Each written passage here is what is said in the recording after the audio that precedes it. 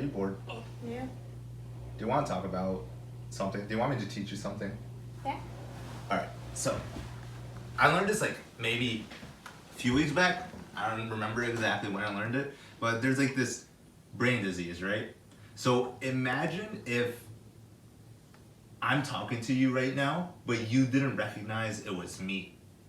Or like, what if one day you woke up in your bedroom or like in this living room, which is your room, Yeah. and when you woke up, you were like, where am I? That's basically what this brain disease is. It's called agnosia. And basically what happens is like your brain could be damaged in some way and it'll lead you to like thinking, oh, why am I here? Or like, who's this talking to me? When it could be your mom talking to you. Or like, imagine like if this arm, you didn't recognize this arm. And like, what would you do? I would run away because how would this arm be chasing me if it's not? Exactly, and that's what agnosia is, and that's why. Let me teach you more about it. All right. An interesting neurological disorder that is not well known is agnosia.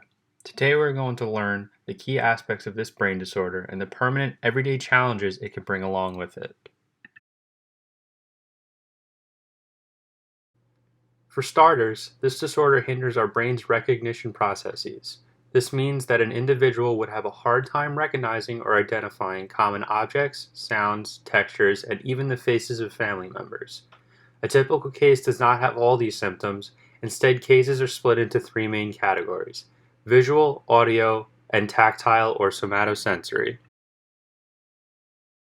Visual agnosia alters our brain's visual recognition system. A great example can be seen by comparing the pictures provided on the slide to the label an individual with agnosia gave them.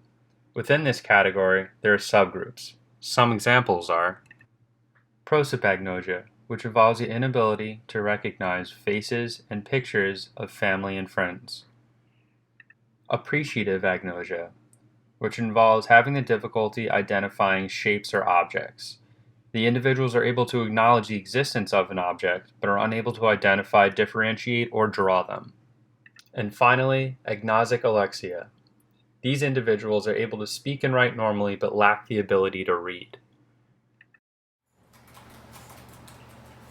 How do you feel about the test next week? Honestly, pretty good. I've been studying a lot. The material's not too tough. How about you? I feel alright with it. I still want to go over the material, but first I gotta finish this PowerPoint. My computer's about to die. Can I borrow your charger? Yeah, sure. Your charger. Oh, sorry. Stop playing around, your charger. Which one's your charger? I honestly don't know. Tactile agnosia alters our brain's ability to understand touch sensation. This means an individual with this disorder would not be able to differentiate between the softness of a feather and the rough surface of sandpaper, or the weight difference between a penny and a rock. Auditory agnosia alters our brain's ability to identify sound. Specifically, phoneagnosia takes away an individual's ability to identify familiar voices. They can comprehend what they are saying, but do not recognize who is saying it, even if that person is a close friend or family member. Alright, so my grandma asked me to find her favorite shirt, but I don't know where it is. I made it. Alright, let me call Mohammed and see if he knows where it is.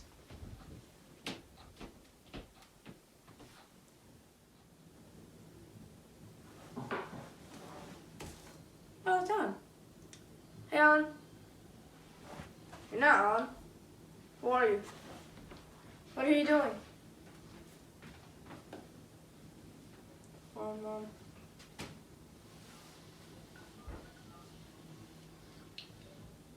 Mom? You're not my mom. Who are you? Mohammed! Who are you? Mohammed! What? Mohammed! Alan? I need you to help me find grandma's coat, favorite coat. Can you help me? Yeah. Alright, I've been calling you for like the last 10 minutes. Let's go. I better know it's you. The way this disorder is brought on is through head injuries, which are referred to as lesions. There are multiple ways to sustain a brain injury that could ultimately lead to being diagnosed with agnosia. This could be a brain infection that leads to severe cerebral edema, which is swelling of the brain cancer, stroke, or even carbon monoxide poisoning. Specific areas of the brain correlate to unique forms of agnosia. These areas are referred to as lobes. The image provided on the top right help highlight these locations. Lesions in the parietal lobe correlate to tactile agnosia. Lesions in the temporal lobe correlate to auditory agnosia.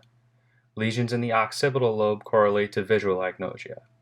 Lesions in both the temporal and occipital lobe correlate to spatial orientation difficulties. This means the person has an issue relating their own body to their surroundings.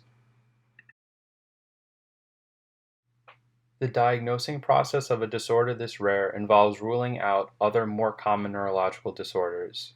This involves an extensive interview with a physician involving medical history, multiple physical and cognitive assessments, along with brain imaging. Identifying the size, causation, and location of the lesion dictates the course of action the physician will take in rehabbing the patient. Occupational and speech therapy are the most popular forms of therapy used to help compensate for the individual's newly acquired deficits. Thanks for watching. Alright, Mohammed, so do you understand what agnosia is? Yeah. Can you explain? Try to repeat. So it's basically if you don't know your surroundings, you don't know your own voice or somebody else's voice, you basically don't know stuff because your brain was damaged, right? Yeah, and that's all because a part of your brain is actually damaged. And because of that, you should know that the brain is an important part. That's why you gotta protect it. Wear helmets, wear whatever you can. Try not to hit it against the wall or anything, especially in times like this in quarantine where we're all bored. Yeah. But yeah, so that's why be careful with your brains and at the same time take care of them because there's a lot of neuro diseases.